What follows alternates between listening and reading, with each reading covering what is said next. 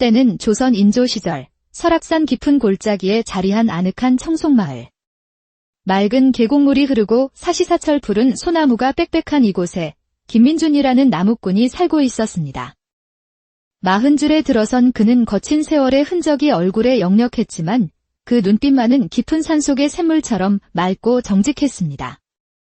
평생을 나무만 해온 그의 손은 옹이 박힌 나무 껍질처럼 단단했죠. 그는 여느 나무꾼과 달리 특별한 재주를 가졌는데 도끼질 한 번에 나무를 원하는 방향으로 정확히 쓰러뜨리는 신기를 지녔습니다. 그가 벤 나무는 결이 곱고 단단하여 서울의 이름난 목수들이 값을 2배로 쳐주며 사갔습니다. 낙엽이 붉게 물든 어느 가을날 민준이 지게에 참나무를 가득 지고 마을로 내려오자 우물가에 모여있던 안악들이 수군거리기 시작했습니다. 어머, 김 서방님 내려오시네. 저 지게에 쌓은 나무 좀 보게. 저걸 지고도 허리 한 번 안 굽히시니 필시 산신령이 힘을 주셨을게야. 힘만 좋으신가요? 나무 고르는 눈은 더 대단하시죠. 옹이 하나 없는 최상급 나무만 쏙쏙 골라오시니 서울 목수들이 줄을 선다잖아요. 칭찬을 들은 민주는 투박한 손으로 뒷머리를 극적이며 껄껄 웃었습니다. 허, 별 말씀들을. 다 산신령님께서 보살펴주신 덕분이지요. 제가 한 것이 무엇 있겠습니까? 그런 민준에게는 남들이 모르는 기이한 버릇이 하나 있었습니다. 나무를 한 그루 벨 때마다 반드시 그 밑동에 동전 한 입을 묻는 것이었습니다. 사람들은 그 이유를 궁금해했지만 그는 그저 산에 대한 예애라며 웃어넘길 뿐이었습니다. 며칠 후 민주는 특별히 공들여 벤 홍송 통나무 5개를 지게에 지고 서울로 향했습니다. 한 달 내내 산속을 헤매며 찾아낸 귀한 나무였습니다. 그러나 기대와 달리 서울의 목재시장은 찬바람만 쌩쌩 불었습니다. 단골인 윤서방을 찾아갔지만 그의 얼굴은 어둡기만 했습니다. 윤서방, 이번에도 아주 좋은 놈으로 가져왔네. 이걸로 대들보를 만들면 1000년은 갈 걸세. 김서방, 정말 미안하네. 지금은 받을 수가 없겠어. 궁궐 공사가 중단되면서 목재값이 폭락했네. 게다가 북쪽에서 싼 나무가 물밀듯이 들어와서. 아니, 그게 무슨 소린가? 이 나무는 내가 꼬박 한 달을 산에서 먹고 자며 찾아낸 것인데. 나도 자네 나무가 최고인 건 알지만 지금은 나도 어쩔 도리가 없네. 예전 값의 절반도 쳐주기 어렵겠어. 결국 민주는 한 달간의 노고를 헐갑에 넘겨야 했습니다. 텅 빈 지게만큼이나 마음도 허탈해진 그는 시장 골목의 작은 주막으로 발길을 옮겼습니다. 에휴, 이 돈으로는 올겨울 나기도 빠듯하겠구나. 하필이면 이럴 때 운수도 사나운 날이군. 막걸리 한 사발을 시켜놓고 깊은 한숨을 내쉴 때였습니다. 주막 밖에서 애처로운 목소리가 들려왔습니다. 제발, 물 한 모금만이라도 주십시오. 고개를 돌려보니 한 젊은 여인이 주막 문턱에 쓰러져 있었습니다. 입고 있는 옷은 분명 값비싼 비단이었지만 곳곳이 찢어지고 흙먼지로 더러워져 본래의 색을 잃은 지 오래였습니다. 머리카락은 아무렇게나 헝클어져 있었고 곱게 신었을 꽃이는 간데 없이 맨발은 상처투성이로 피가 맺혀 있었습니다. 주모가 빗자루를 들고 뛰쳐나가 매몰차게 소리쳤습니다. 재수없게 어디서 거지 행세야. 당장 썩어지지 못해. 손님들 다 떨어지겠네. 여인이 힘겹게 손을 내밀었지만 주모는 빗자루로 그 손을 내리치려 했습니다. 그 순간 민준이 자리에서 벌떡 일어났습니다. 주모. 잠깐만. 민준은 주모를 가로막고 쓰러진 여인에게 다가가 몸을 낮췄습니다. 보시오. 괜찮으시오. 여인이 희미하게 눈을 떴습니다. 핏기 없는 얼굴이었지만 그 눈빛만은 꺾이지 않은 난초처럼 강인하게 빛나고 있었습니다. 물 좀. 민주는 말없이 주막으로 들어가 자신이 마시려던 물그릇을 들고 나와 여인의 입술에 조심스럽게 대주었습니다. 여인은 물을 마시고 나서야 겨우 정신을 차렸습니다. 주모, 여기 국밥 한 그릇 더 주시오. 값은 내가 치르겠소. 아이고, 김서방은 오지랖도 넓으시네. 저런 사람 잘못 도왔다가 무슨 봉변을 당하려고. 주모는 투덜거리면서도 뜨끈한 국밥을 내왔습니다. 여인은 밥을 보자마자 눈물을 왈칵 쏟으며 허겁지겁 먹기 시작했습니다. 고맙습니다. 정말 고맙습니다. 사흘 만에 처음 먹는 음식입니다. 천천히 드시오. 급하게 먹다 체하겠소. 민주는 여인을 주막 안쪽 자리로 부축해 앉혔습니다. 그리고는 조심스럽게 물었습니다. 실례지만 어찌하여 이런 모습으로 길거리를 헤매시는 것이 보아하니 평범한 분은 아니신 듯한데. 여인은 잠시 망설이다가 떨리는 목소리로 작게 대답했습니다. 저는 도망치는 중입니다. 도망이라니. 누구에게서 말이오? 그건 차마 말씀드리기 어렵습니다. 하지만 저는 반드시 춘천까지 가야 합니다. 제발 춘천이라면 여기서 꼬박 사흘은 좋게 걸리는 먼 곳인데. 그 몸으로 어찌 가시려고. 여인의 눈빛에는 살아야만 한다는 절박함이 가득했습니다. 민주는 복잡한 사연이 얽혀 있음을 직감했습니다. 괜히 엮였다가 큰일을 당할 수도 있었습니다. 하지만 저 여인을 이대로 내버려 둔다면 길에서 객사할 것이 불보듯 뻔했습니다. 그는 잠시 고민하다가 결심한 듯 말했습니다. 알겠소. 내가 춘천까지 데려다 드리겠소. 여인의 눈이 믿을 수 없다는 듯 동그래졌습니다. 정말이십니까? 생면부지인 저를 어찌 믿고. 어차피 나도 강원도 쪽으로 돌아가는 길이오. 가는 길에 말동무나 하면 좋지. 자, 어서 기운 차리시오. 다음 날 새벽 두 사람은 춘천을 향해 길을 나섰습니다. 민주는 여인에게 자신의 두루마기를 입혀 남장을 시키고 빈지게를 지게 하여 다른 사람들이 보기에 부자, 나무꾼처럼 보이게 꾸몄습니다. 어찌하여 이렇게까지 하시는 겁니까? 누군가 당신을 쫓고 있다고 하지 않았소. 사람들의 눈에 띄지 않는 것이 상책일 것 같아서 그러오. 그렇게 사흘째 되던 날 오후 한강 나루터에 도착했을 때였습니다. 갑자기 말을 탄 포졸 셋이 그들 앞을 가로막았습니다. 개 있거라. 너희들은 어디서 오는 길인가? 나으리. 저희는 강원도에서 온 나무꾼입니다. 춘천에 볼 일이 있어 가는 중입니다. 나무꾼이라. 옆에 있는 자는 누구냐? 포졸이 날카로운 눈으로 여인을 가리켰습니다. 여인은 두루마기 자락으로 얼굴을 가린 채 고개를 푹 숙였습니다. 제 아들입니다. 어려서부터 목에 병이 있어 말을 잘 못합니다. 말을 못한다고. 수상하구나. 고개를 들어보아라. 포졸이 말에서 내려 여인에게 다가오자 민주는 재빨리 지게를 내려놓고 그 앞을 막아섰습니다. 나으리, 무슨 문제라도 있으십니까? 저희는 그저 평범한 백성입니다. 우리는 도망친 죄인을 찾고 있다. 혹 길에서 수상한 여인을 본 적은 없느냐? 여인이라니. 금시초문입니다. 저희는 산길로만 다녀서 사람 구경도 못했습니다. 포졸은 민준과 여인을 번갈아 훑어보더니 이내 흥미를 잃은 듯 코웃음을 쳤습니다. 행색을 보니 그저 비렁뱅이 나무꾼들이로군. 좋다. 어서 가보거라. 포졸들이 사라지자 여인은 다리에 힘이 풀린 듯 주저앉으며 안도의 한숨을 내쉬었습니다. 고맙습니다. 정말 고맙습니다. 만약 어르신이 아니었다면 괜찮소. 어서 일어서시오. 저들이 다시 돌아올지도 모르니 큰 길 대신 산길로 가야겠소. 하지만 해가 저문 산길은 험했습니다. 사방에서 짐승 울음소리가 들려오기 시작했고 어둠 속에서 번뜩이는 눈동자들이 그들을 둘러쌌습니다. 굶주린 늑대 떼였습니다. 저게 무슨 소리죠? 내 뒤에 바짝부터 꼼짝 말고 계시오. 민주는 지게에 꽂아두었던 손도끼를 천천히 꺼내 들었습니다. 수십 년간 나무를 베며 그의 손처럼 익숙해진 도끼날이 달빛에 서늘하게 빛났습니다.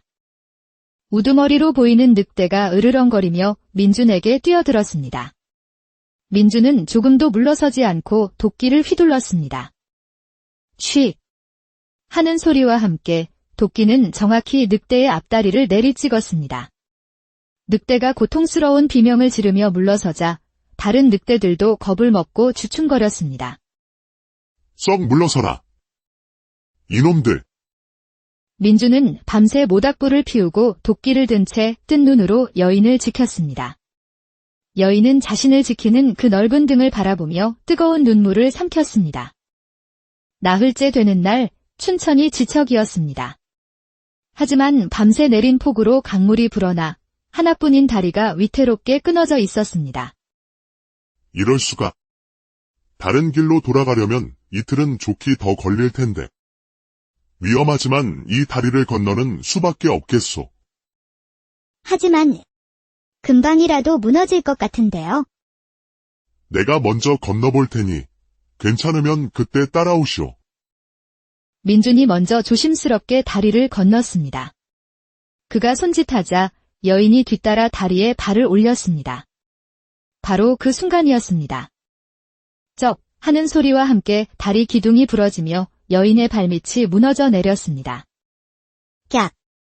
여인이 비명을 지르며 거센 물살 속으로 떨어지려는 찰나 민준이 몸을 날려 그녀의 손을 붙잡았습니다. 놓으세요. 이러다 둘 다 죽어요. 어서요. 안 돼. 절대 못 놓소. 민준은 이를 악물고 여인을 끌어올렸습니다. 수십 년간 무거운 지게를 지고 산을 오르내리며 단련된 팔심이 빛을 발하는 순간이었습니다.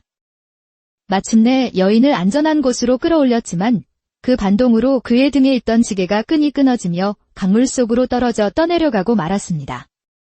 지게 안에는 그의 전 재산과 다름없는 연장과 얼마 안 되는 돈이 들어 있었습니다. 그날 밤 두 사람은 비를 피해 작은 사당에 머물렀습니다. 여인이 눈물을 흘리며 민준에게 고개를 숙였습니다. 죄송합니다.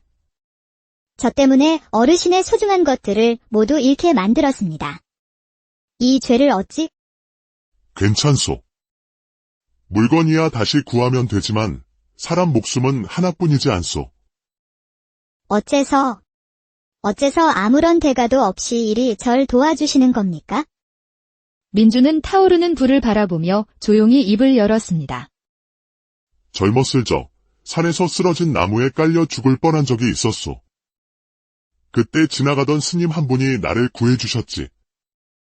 그 스님이 말씀하시더군. 사람은 도울 수 있을 때 도와야 하는 법이라고. 그것이 사람의 도리라고 말이오. 여인은 더 이상 참지 못하고 모든 사실을 털어놓았습니다. 사실, 저는 양주 목사의 아내 서연이라 합니다. 남편께서 역모에 휘말려 억울한 누명을 쓰고 옥에 갇히셨습니다. 저는 겨우 도망쳐 춘천에 계신 오라버니께 가는 길이었습니다. 오라버니만이 남편의 누명을 벗겨주실 수 있습니다. 그러셨구려. 내일이면 도착할 테니 조금만 더 힘을 내시오. 다음 날 오후 마침내 두 사람은 춘천에 도착했습니다. 서연이 가리킨 곳은 절충장군 이진형이라는 문패가 걸린 으리으리한 기와집이었습니다. 드디어 도착했습니다. 이제 저는 이만 가보겠소. 어서 오라버니를 만나시오. 은인께서는 나는 내 갈 길을 가야지. 고향까지 가려면 아직도 길이 머니. 그 말에 서연은 민준의 앞에 무릎을 꿇고 큰 절을 올렸습니다. 은인께서는 제 목숨을 3번이나 구해주셨습니다. 포졸들에게서, 늑대에게서, 그리고 거센 강물에서. 이 은혜, 평생 잊지 않고 언젠가 반드시 갚겠습니다. 부디 은인의 한자라도 알려주십시오. 나는 강원도 청송마을에 사는 김민준이라는 평범한 나무꾼이오. 그럼 부디 남편분의 억울함이 꼭 풀리기를 바라겠소. 민주는 손을 흔들며 미련 없이 돌아섰습니다. 서연은 그의 뒷모습이 사라질 때까지 고개를 숙인 채 눈물을 흘렸습니다.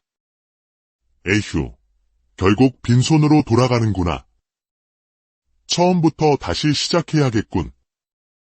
그래도 사람 하나 살렸으니 산신령님께서 노하시진 않겠지.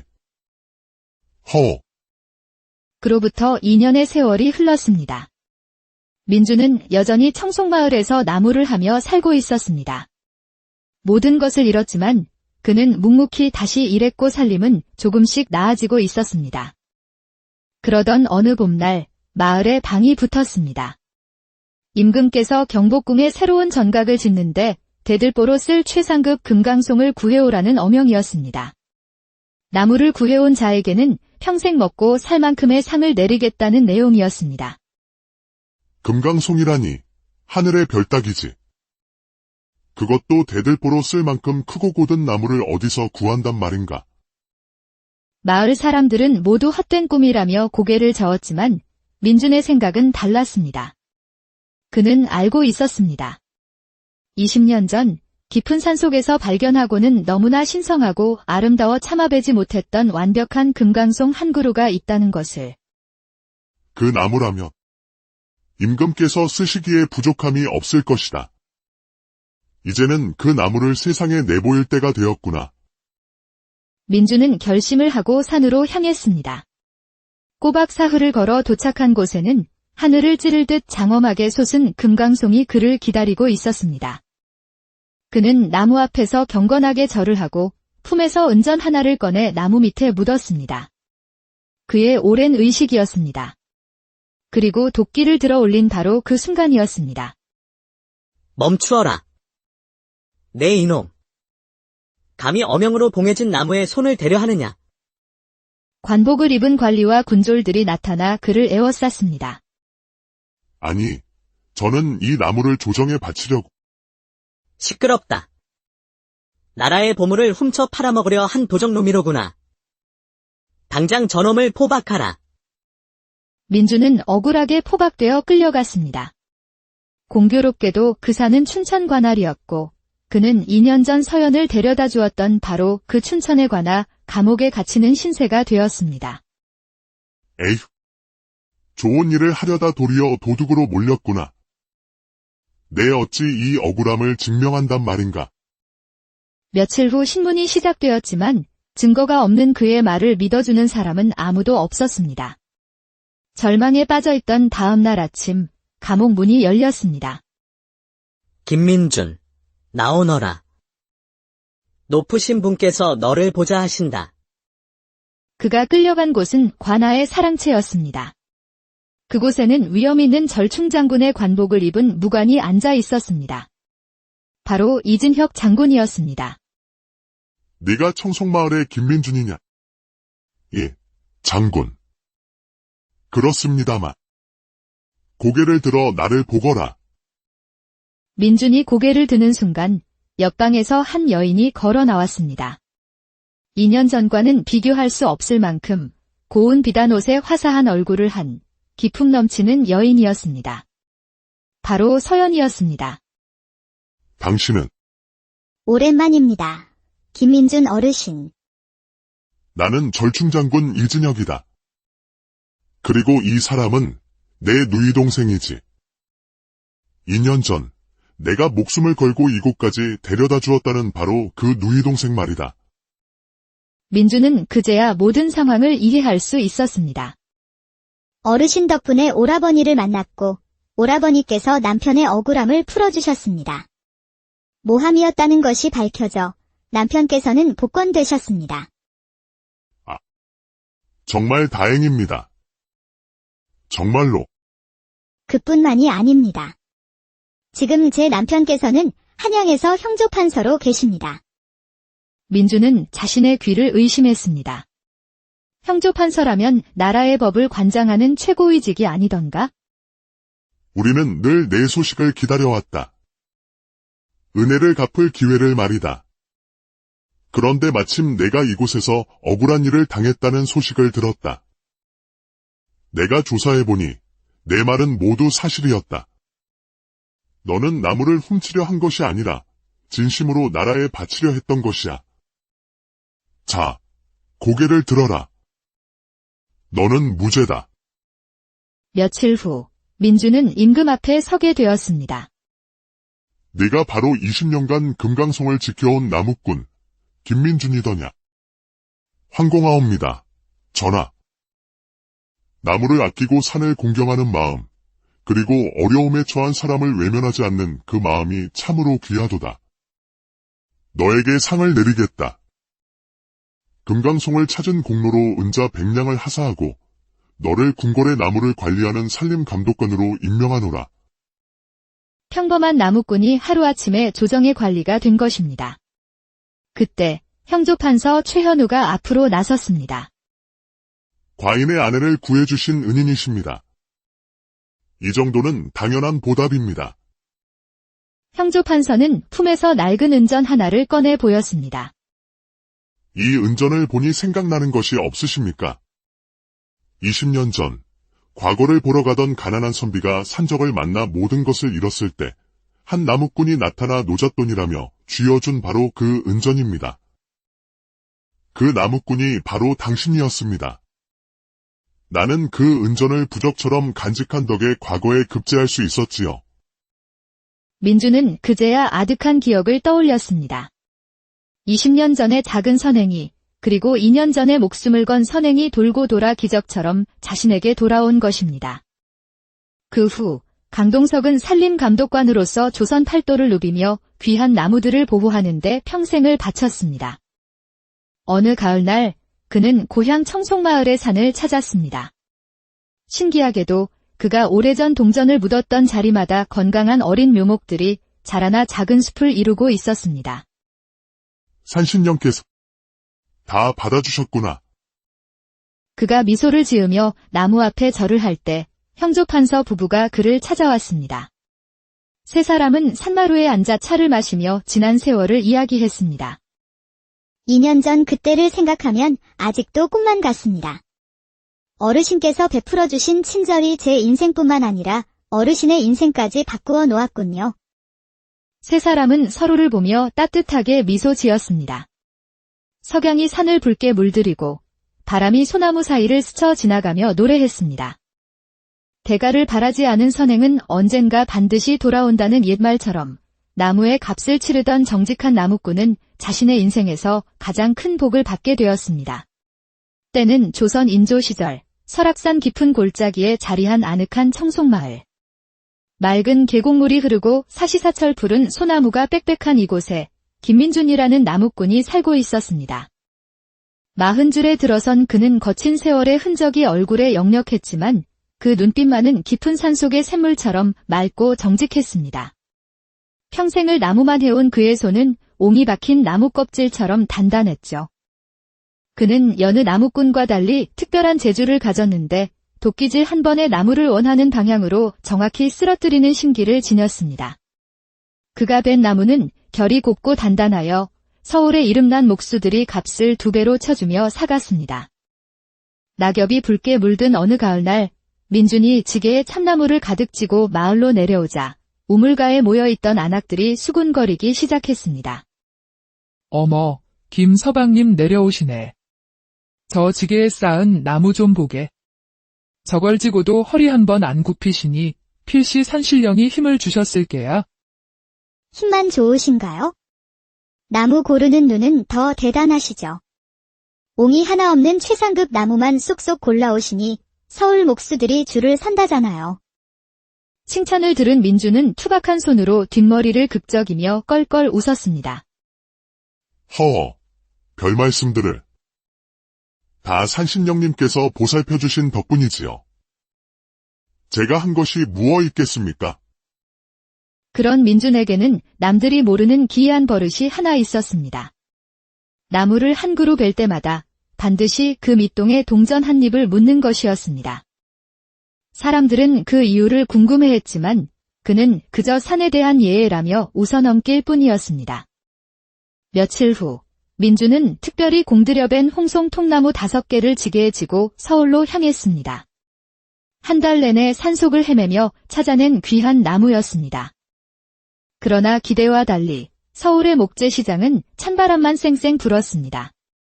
단골인 윤서방을 찾아갔지만 그의 얼굴은 어둡기만 했습니다. 윤서방, 이번에도 아주 좋은 놈으로 가져왔네. 이걸로 대들보를 만들면 천년은 갈 걸세. 김서방, 정말 미안하네. 지금은 받을 수가 없겠어. 궁궐 공사가 중단되면서 목재값이 폭락했네. 게다가 북쪽에서 싼 나무가 물밀듯이 들어와서. 아니, 그게 무슨 소린가?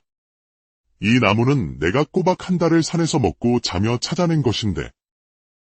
나도 자네 나무가 최고인 건 알지만 지금은 나도 어쩔 도리가 없네. 예전 값의 절반도 쳐주기 어렵겠어. 결국 민주는 한 달간의 노고를 헐갑에 넘겨야 했습니다.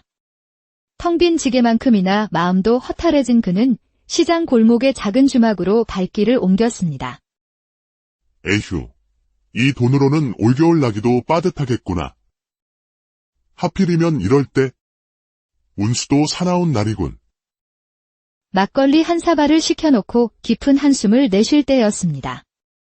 주막 밖에서 애처로운 목소리가 들려왔습니다. 제발, 물 한 모금만이라도 주십시오. 고개를 돌려보니 한 젊은 여인이 주막 문턱에 쓰러져 있었습니다. 입고 있는 옷은 분명 값비싼 비단이었지만 곳곳이 찢어지고 흙먼지로 더러워져 본래의 색을 잃은 지 오래였습니다. 머리카락은 아무렇게나 헝클어져 있었고 곱게 신었을 꽃이는 간데없이 맨발은 상처투성이로 피가 맺혀 있었습니다. 주모가 빗자루를 들고 뛰쳐나가 매몰차게 소리쳤습니다. 재수없게 어디서 거지 행세야. 당장 썩어지지 못해. 손님들 다 떨어지겠네. 여인이 힘겹게 손을 내밀었지만 주모는 빗자루로 그 손을 내리치려 했습니다. 그 순간 민준이 자리에서 벌떡 일어났습니다. 주모. 잠깐만. 민준은 주모를 가로막고 쓰러진 여인에게 다가가 몸을 낮췄습니다. 보시오. 괜찮으시오. 여인이 희미하게 눈을 떴습니다. 핏기 없는 얼굴이었지만 그 눈빛만은 꺾이지 않은 난초처럼 강인하게 빛나고 있었습니다. 물 좀. 민주는 말없이 주막으로 들어가 자신이 마시려던 물그릇을 들고 나와 여인의 입술에 조심스럽게 대주었습니다. 여인은 물을 마시고 나서야 겨우 정신을 차렸습니다. 주모, 여기 국밥 한 그릇 더 주시오. 값은 내가 치르겠소. 아이고, 김서방은 오지랖도 넓으시네. 저런 사람 잘못 도왔다가 무슨 봉변을 당하려고. 주모는 투덜거리면서도 뜨끈한 국밥을 내왔습니다. 여인은 밥을 보자마자 눈물을 왈칵 쏟으며 허겁지겁 먹기 시작했습니다. 고맙습니다. 정말 고맙습니다. 사흘 만에 처음 먹는 음식입니다. 천천히 드시오. 급하게 먹다 체하겠소. 민주는 여인을 주막 안쪽 자리로 부축해 앉혔습니다. 그리고는 조심스럽게 물었습니다. 실례지만 어찌하여 이런 모습으로 길거리를 헤매시는 것이 보아하니 평범한 분은 아니신 듯한데. 여인은 잠시 망설이다가 떨리는 목소리로 작게 대답했습니다. 저는 도망치는 중입니다. 도망이라니. 누구에게서 말이오? 그건 차마 말씀드리기 어렵습니다. 하지만 저는 반드시 춘천까지 가야 합니다. 제발, 춘천이라면 여기서 꼬박 사흘은 좋게 걸리는 먼 곳인데.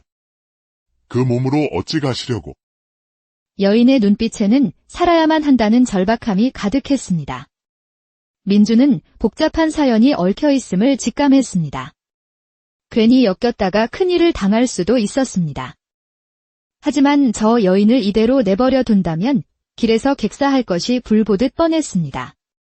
그는 잠시 고민하다가 결심한 듯 말했습니다. 알겠소. 내가 춘천까지 데려다 드리겠소. 여인의 눈이 믿을 수 없다는 듯 동그래졌습니다. 정말이십니까? 생면부지인 저를 어찌 믿고 어차피 나도 강원도 쪽으로 돌아가는 길이요. 가는 길에 말동무나 하면 좋지. 자, 어서 기운 차리시오. 다음 날 새벽 두 사람은 춘천을 향해 길을 나섰습니다. 민주는 여인에게 자신의 두루마기를 입혀 남장을 시키고 빈지게를 지게 하여 다른 사람들이 보기에 부자 나무꾼처럼 보이게 꾸몄습니다. 어찌하여 이렇게까지 하시는 겁니까? 누군가 당신을 쫓고 있다고 하지 않았소. 사람들의 눈에 띄지 않는 것이 상책일 것 같아서 그러오. 그렇게 사흘째 되던 날 오후 한강 나루터에 도착했을 때였습니다. 갑자기 말을 탄 포졸 셋이 그들 앞을 가로막았습니다. 개 있거라. 너희들은 어디서 오는 길인가? 나으리. 저희는 강원도에서 온 나무꾼입니다. 춘천에 볼 일이 있어 가는 중입니다. 나무꾼이라. 옆에 있는 자는 누구냐? 포졸이 날카로운 눈으로 여인을 가리켰습니다. 여인은 두루마기 자락으로 얼굴을 가린 채 고개를 푹 숙였습니다. 제 아들입니다. 어려서부터 목에 병이 있어 말을 잘 못합니다. 말을 못한다고. 수상하구나.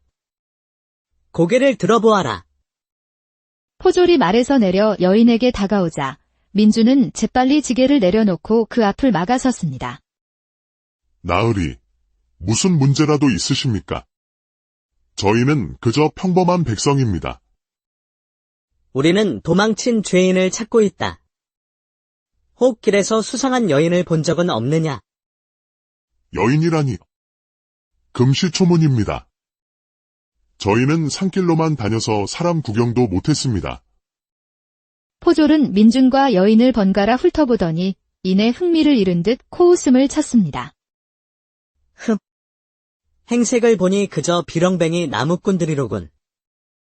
좋다. 어서 가보거라. 포졸들이 사라지자 여인은 다리에 힘이 풀린 듯 주저앉으며 안도의 한숨을 내쉬었습니다. 고맙습니다. 정말 고맙습니다. 만약 어르신이 아니었다면 괜찮소. 어서 일어서시오. 저들이 다시 돌아올지도 모르니 큰 길 대신 산길로 가야겠소. 하지만 해가 저문 산길은 험했습니다. 사방에서 짐승 울음소리가 들려오기 시작했고 어둠 속에서 번뜩이는 눈동자들이 그들을 둘러쌌습니다. 굶주린 늑대 떼였습니다. 저게 무슨 소리죠? 내 뒤에 바짝부터 꼼짝 말고 계시오. 민주는 지게에 꽂아두었던 손도끼를 천천히 꺼내 들었습니다. 수십 년간 나무를 베며 그의 손처럼 익숙해진 도끼날이 달빛에 서늘하게 빛났습니다. 우두머리로 보이는 늑대가 으르렁거리며 민준에게 뛰어들었습니다. 민준은 조금도 물러서지 않고 도끼를 휘둘렀습니다. 쉬! 하는 소리와 함께 도끼는 정확히 늑대의 앞다리를 내리찍었습니다. 늑대가 고통스러운 비명을 지르며 물러서자 다른 늑대들도 겁을 먹고 주춤거렸습니다. 썩 물러서라. 이놈들. 민주는 밤새 모닥불을 피우고 도끼를 든 채 뜬 눈으로 여인을 지켰습니다. 여인은 자신을 지키는 그 넓은 등을 바라보며 뜨거운 눈물을 삼켰습니다. 나흘째 되는 날 춘천이 지척이었습니다. 하지만 밤새 내린 폭우로 강물이 불어나 하나뿐인 다리가 위태롭게 끊어져 있었습니다. 이럴 수가. 다른 길로 돌아가려면 이틀은 좋기 더 걸릴 텐데. 위험하지만 이 다리를 건너는 수밖에 없겠소. 하지만 금방이라도 무너질 것 같은데요. 내가 먼저 건너볼 테니 괜찮으면 그때 따라오시오. 민준이 먼저 조심스럽게 다리를 건넜습니다. 그가 손짓하자 여인이 뒤따라 다리에 발을 올렸습니다. 바로 그 순간이었습니다.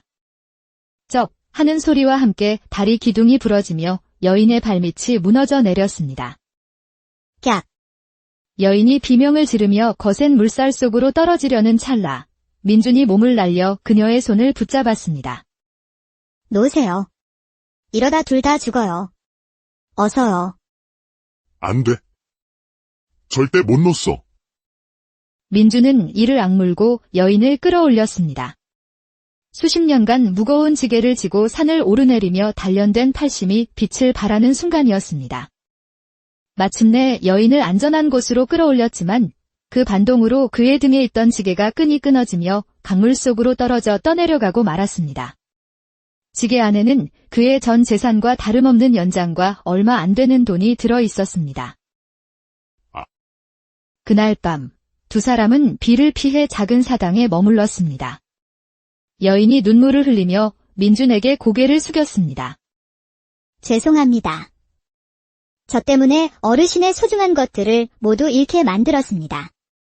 이 죄를 어찌? 괜찮소. 물건이야 다시 구하면 되지만 사람 목숨은 하나뿐이지 않소. 어째서 아무런 대가도 없이 이리 절 도와주시는 겁니까? 민주는 타오르는 불을 바라보며 조용히 입을 열었습니다.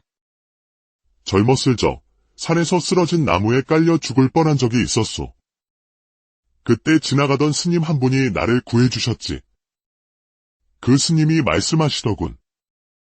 사람은 도울 수 있을 때 도와야 하는 법이라고. 그것이 사람의 도리라고 말이오. 여인은 더 이상 참지 못하고 모든 사실을 털어놓았습니다. 사실, 저는 양주 목사의 아내 서연이라 합니다. 남편께서 역모에 휘말려 억울한 누명을 쓰고 옥에 갇히셨습니다. 저는 겨우 도망쳐 춘천에 계신 오라버니께 가는 길이었습니다. 오라버니만이 남편의 누명을 벗겨주실 수 있습니다. 그러셨구려.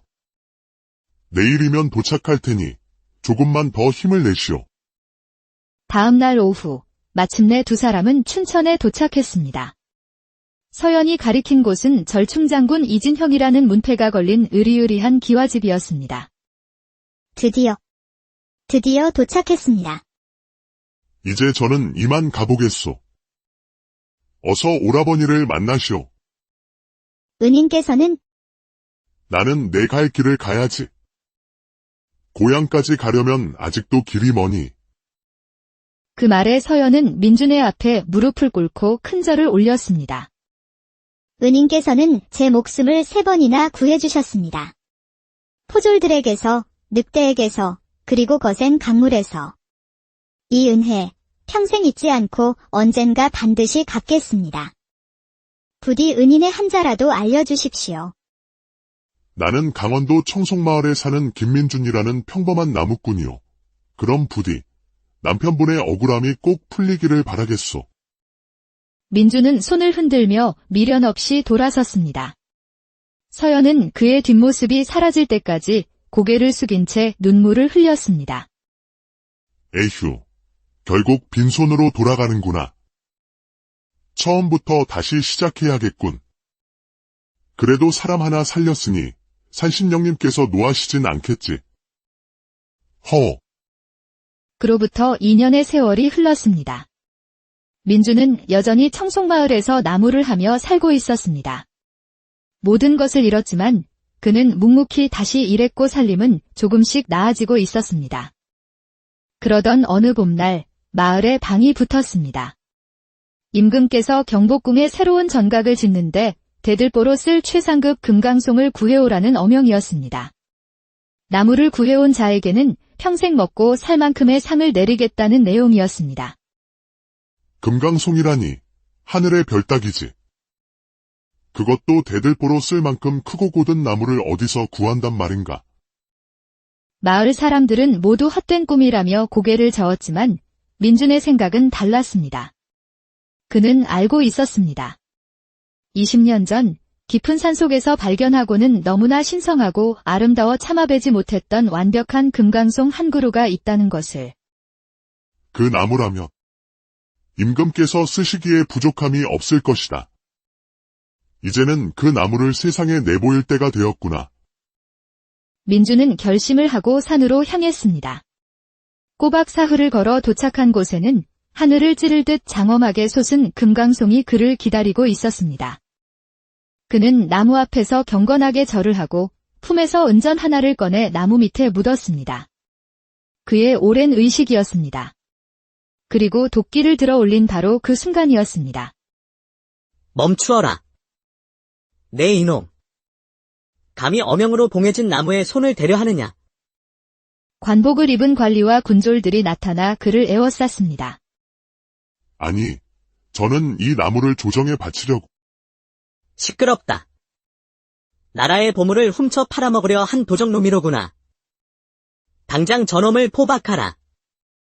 민주는 억울하게 포박되어 끌려갔습니다. 공교롭게도 그 산은 춘천 관할이었고 그는 2년 전 서연을 데려다 주었던 바로 그 춘천에 관하 감옥에 갇히는 신세가 되었습니다. 에휴, 좋은 일을 하려다 도리어 도둑으로 몰렸구나. 내 어찌 이 억울함을 증명한단 말인가.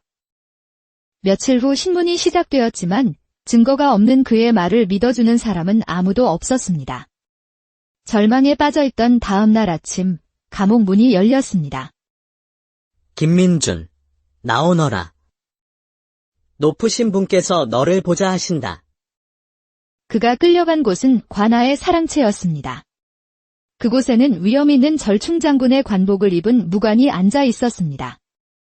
바로 이진혁 장군이었습니다. 네가 청송마을의 김민준이냐? 예, 장군. 그렇습니다만. 고개를 들어 나를 보거라. 민준이 고개를 드는 순간 옆방에서 한 여인이 걸어 나왔습니다. 2년 전과는 비교할 수 없을 만큼 고운 비단 옷에 화사한 얼굴을 한 기품 넘치는 여인이었습니다. 바로 서연이었습니다. 당신은? 오랜만입니다. 김민준 어르신. 나는 절충장군 이진혁이다. 그리고 이 사람은 내 누이 동생이지. 2년 전 내가 목숨을 걸고 이곳까지 데려다 주었다는 바로 그 누이 동생 말이다. 민주는 그제야 모든 상황을 이해할 수 있었습니다. 어르신 덕분에 오라버니를 만났고 오라버니께서 남편의 억울함을 풀어주셨습니다. 모함이었다는 것이 밝혀져 남편께서는 복권되셨습니다. 정말 다행입니다. 정말로. 그뿐만이 아닙니다. 지금 제 남편께서는 한양에서 형조판서로 계십니다. 민주는 자신의 귀를 의심했습니다. 형조판서라면 나라의 법을 관장하는 최고위직이 아니던가? 우리는 늘 내 소식을 기다려왔다. 은혜를 갚을 기회를 말이다. 그런데 마침 내가 이곳에서 억울한 일을 당했다는 소식을 들었다. 내가 조사해보니 내 말은 모두 사실이었다. 너는 나무를 훔치려 한 것이 아니라 진심으로 나라에 바치려 했던 것이야. 자, 고개를 들어라. 너는 무죄다. 며칠 후 민주는 임금 앞에 서게 되었습니다. 네가 바로 20년간 금강송을 지켜온 나무꾼 김민준이더냐? 황공하옵니다. 전하. 나무를 아끼고 산을 공경하는 마음, 그리고 어려움에 처한 사람을 외면하지 않는 그 마음이 참으로 귀하도다. 너에게 상을 내리겠다. 금강송을 찾은 공로로 은자 100냥을 하사하고 너를 궁궐의 나무를 관리하는 산림감독관으로 임명하노라. 평범한 나무꾼이 하루아침에 조정의 관리가 된 것입니다. 그때 형조판서 최현우가 앞으로 나섰습니다. 과인의 아내를 구해주신 은인이십니다. 이 정도는 당연한 보답입니다.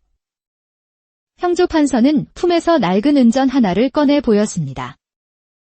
이 은전을 보니 생각나는 것이 없으십니까? 20년 전 과거를 보러 가던 가난한 선비가 산적을 만나 모든 것을 잃었을 때 한 나무꾼이 나타나 노잣돈이라며 쥐어준 바로 그 은전입니다.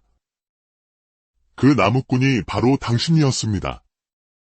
나는 그 은전을 부적처럼 간직한 덕에 과거에 급제할 수 있었지요. 민주는 그제야 아득한 기억을 떠올렸습니다. 20년 전의 작은 선행이, 그리고 2년 전에 목숨을 건 선행이 돌고 돌아 기적처럼 자신에게 돌아온 것입니다. 그 후 강동석은 산림감독관으로서 조선 팔도를 누비며 귀한 나무들을 보호하는 데 평생을 바쳤습니다. 어느 가을날 그는 고향 청송마을의 산을 찾았습니다. 신기하게도 그가 오래전 동전을 묻었던 자리마다 건강한 어린 묘목들이 자라나 작은 숲을 이루고 있었습니다. 산신령께서 다 받아주셨구나. 그가 미소를 지으며 나무 앞에 절을 할 때 형조판서 부부가 그를 찾아왔습니다. 세 사람은 산마루에 앉아 차를 마시며 지난 세월을 이야기했습니다. 2년 전 그때를 생각하면 아직도 꿈만 같습니다.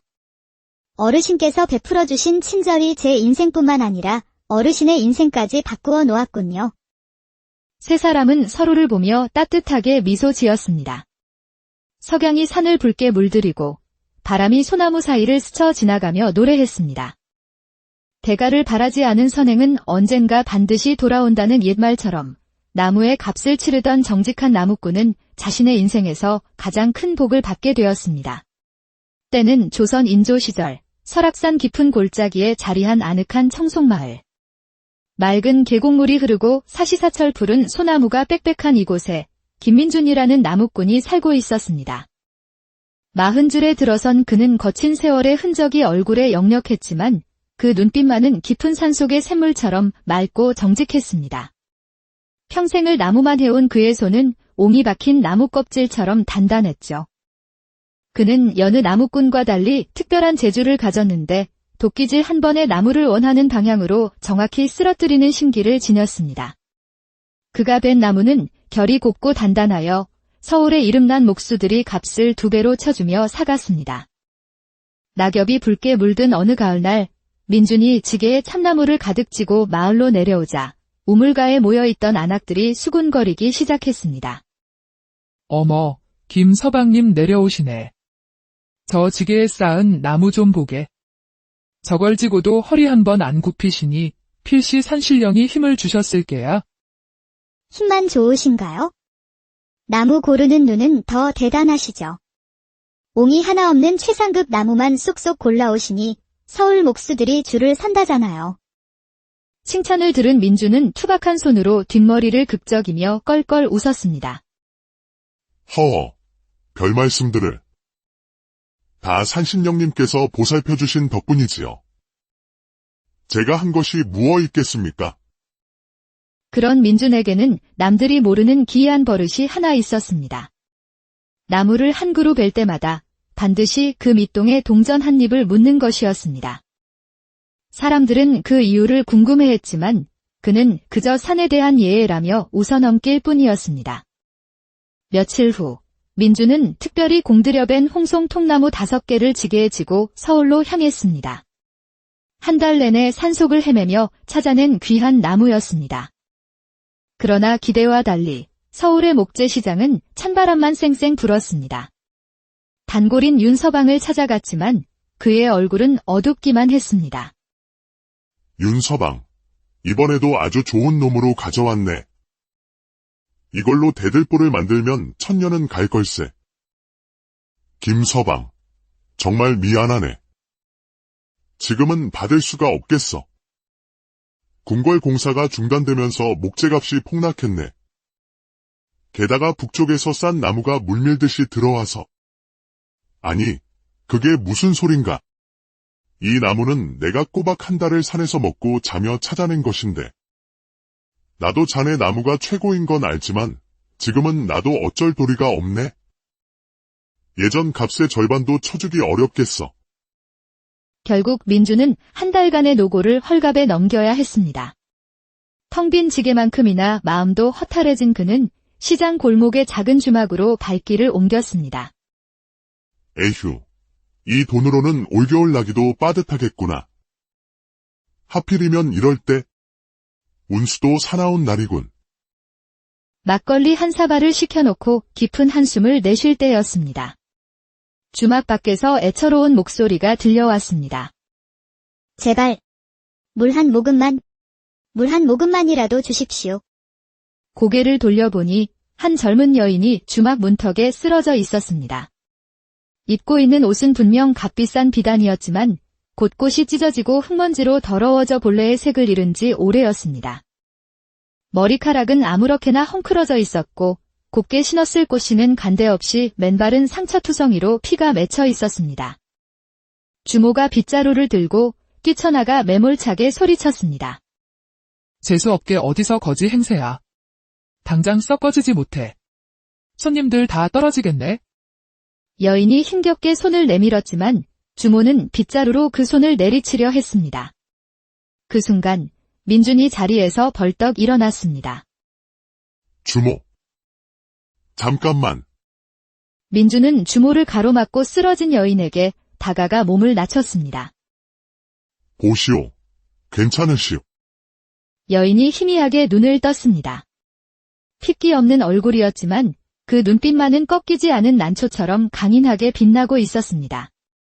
물 좀. 민주는 말없이 주막으로 들어가 자신이 마시려던 물그릇을 들고 나와 여인의 입술에 조심스럽게 대주었습니다. 여인은 물을 마시고 나서야 겨우 정신을 차렸습니다. 주모. 여기 국밥 한 그릇 더 주시오. 값은 내가 치르겠소. 아이고, 김서방은 오지랖도 넓으시네. 저런 사람 잘못 도왔다가 무슨 봉변을 당하려고. 주모는 투덜거리면서도 뜨끈한 국밥을 내왔습니다. 여인은 밥을 보자마자 눈물을 왈칵 쏟으며 허겁지겁 먹기 시작했습니다. 고맙습니다. 정말 고맙습니다. 사흘 만에 처음 먹는 음식입니다. 천천히 드시오. 급하게 먹다 체하겠소. 민주는 여인을 주막 안쪽 자리로 부축해 앉혔습니다. 그리고는 조심스럽게 물었습니다. 실례지만 어찌하여 이런 모습으로 길거리를 헤매시는 것이 보아하니 평범한 분은 아니신 듯한데. 여인은 잠시 망설이다가 떨리는 목소리로 작게 대답했습니다. 저는 도망치는 중입니다. 도망이라니. 누구에게서 말이오? 그건 차마 말씀드리기 어렵습니다. 하지만 저는 반드시 춘천까지 가야 합니다. 제발 춘천이라면 여기서 꼬박 사흘은 좋게 걸리는 먼 곳인데. 그 몸으로 어찌 가시려고. 여인의 눈빛에는 살아야만 한다는 절박함이 가득했습니다. 민주는 복잡한 사연이 얽혀있음을 직감했습니다. 괜히 엮였다가 큰일을 당할 수도 있었습니다. 하지만 저 여인을 이대로 내버려 둔다면 길에서 객사할 것이 불보듯 뻔했습니다. 그는 잠시 고민하다가 결심한 듯 말했습니다. 알겠소. 내가 춘천까지 데려다 드리겠소. 여인의 눈이 믿을 수 없다는 듯 동그래졌습니다. 정말이십니까? 생면부지인 저를 어찌 믿고.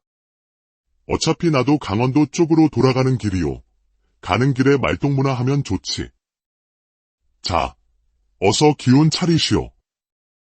다음 날 새벽 두 사람은 춘천을 향해 길을 나섰습니다. 민주는 여인에게 자신의 두루마기를 입혀 남장을 시키고 빈지게를 지게 하여 다른 사람들이 보기에 부자 나무꾼처럼 보이게 꾸몄습니다. 어찌하여 이렇게까지 하시는 겁니까? 누군가 당신을 쫓고 있다고 하지 않았소. 사람들의 눈에 띄지 않는 것이 상책일 것 같아서 그러오. 그렇게 사흘째 되던 날 오후 한강 나루터에 도착했을 때였습니다. 갑자기 말을 탄 포졸 셋이 그들 앞을 가로막았습니다. 개 있거라. 너희들은 어디서 오는 길인가? 나으리. 저희는 강원도에서 온 나무꾼입니다. 춘천에 볼 일이 있어 가는 중입니다. 나무꾼이라. 옆에 있는 자는 누구냐? 포졸이 날카로운 눈으로 여인을 가리켰습니다. 여인은 두루마기 자락으로 얼굴을 가린 채 고개를 푹 숙였습니다. 제 아들입니다. 어려서부터 목에 병이 있어 말을 잘 못합니다. 말을 못한다고. 수상하구나. 고개를 들어보아라. 포졸이 말에서 내려 여인에게 다가오자 민주는 재빨리 지게를 내려놓고 그 앞을 막아섰습니다. 나으리, 무슨 문제라도 있으십니까?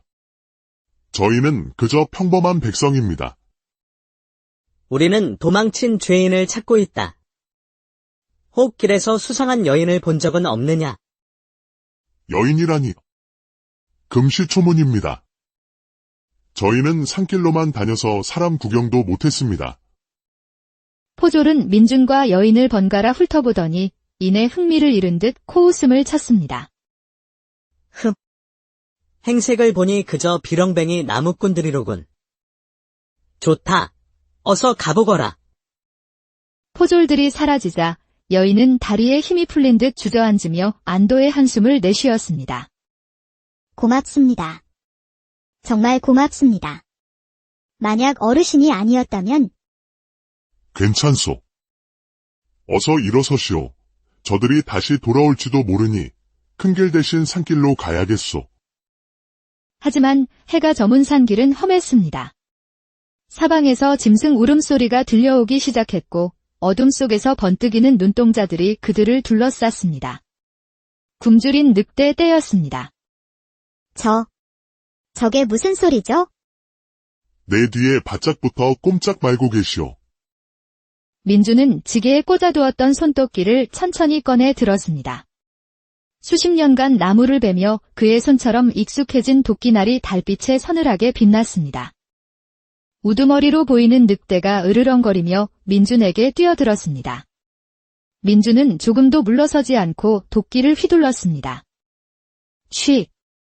하는 소리와 함께 도끼는 정확히 늑대의 앞다리를 내리찍었습니다.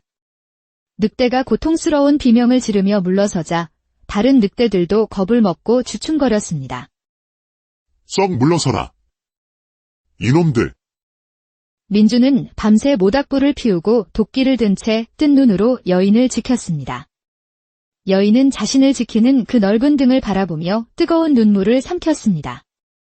나흘째 되는 날 춘천이 지척이었습니다. 하지만 밤새 내린 폭우로 강물이 불어나 하나뿐인 다리가 위태롭게 끊어져 있었습니다. 이럴 수가. 다른 길로 돌아가려면 이틀은 좋게 더 걸릴 텐데. 위험하지만 이 다리를 건너는 수밖에 없겠소. 하지만 금방이라도 무너질 것 같은데요.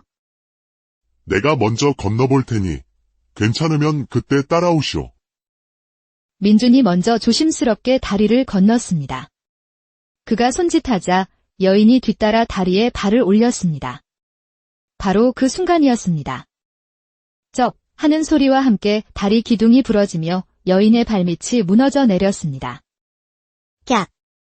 여인이 비명을 지르며 거센 물살 속으로 떨어지려는 찰나 민준이 몸을 날려 그녀의 손을 붙잡았습니다. 놓으세요. 이러다 둘 다 죽어요. 어서요. 안 돼. 절대 못 놓소. 민준은 이를 악물고 여인을 끌어올렸습니다. 수십 년간 무거운 지게를 지고 산을 오르내리며 단련된 팔심이 빛을 발하는 순간이었습니다. 마침내 여인을 안전한 곳으로 끌어올렸지만 그 반동으로 그의 등에 있던 지게가 끈이 끊어지며 강물 속으로 떨어져 떠내려가고 말았습니다. 지게 안에는 그의 전 재산과 다름없는 연장과 얼마 안 되는 돈이 들어 있었습니다. 그날 밤 두 사람은 비를 피해 작은 사당에 머물렀습니다. 여인이 눈물을 흘리며 민준에게 고개를 숙였습니다. 죄송합니다. 저 때문에 어르신의 소중한 것들을 모두 잃게 만들었습니다. 이 죄를 어찌? 괜찮소. 물건이야 다시 구하면 되지만 사람 목숨은 하나뿐이지 않소. 어째서 아무런 대가도 없이 이리 절 도와주시는 겁니까? 민준은 타오르는 불을 바라보며 조용히 입을 열었습니다. 젊었을 적 산에서 쓰러진 나무에 깔려 죽을 뻔한 적이 있었소. 그때 지나가던 스님 한 분이 나를 구해주셨지. 그 스님이 말씀하시더군. 사람은 도울 수 있을 때 도와야 하는 법이라고. 그것이 사람의 도리라고 말이오. 여인은 더 이상 참지 못하고 모든 사실을 털어놓았습니다. 사실 저는 양주 목사의 아내 서연이라 합니다. 남편께서 역모에 휘말려 억울한 누명을 쓰고 옥에 갇히셨습니다. 저는 겨우 도망쳐 춘천에 계신 오라버니께 가는 길이었습니다. 오라버니만이 남편의 누명을 벗겨주실 수 있습니다. 그러셨구려. 내일이면 도착할 테니 조금만 더 힘을 내시오. 다음 날 오후, 마침내 두 사람은 춘천에 도착했습니다.